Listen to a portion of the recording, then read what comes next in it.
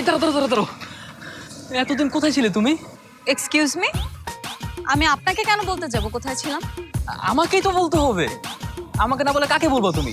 আমি তোমার স্বামী, তুমি আমার স্ত্রী, তোমার খোঁজ খবর তো আমাকেই রাখতে হবে, তাই না? হোয়াট?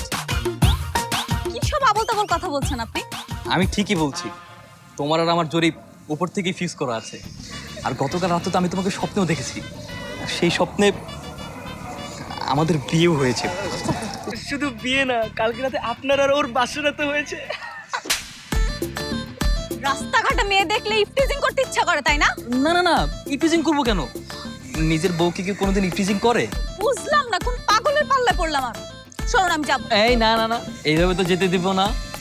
জানো, তোমার কত স্বপ্ন ছিল আমার একটা ফুটফুটে বউ হবে, বউটাকে অনেক ভালোবাসবো, কত সুন্দর দুষ্টামি হবে, রাগ, ভালোবাসা, অভিমান।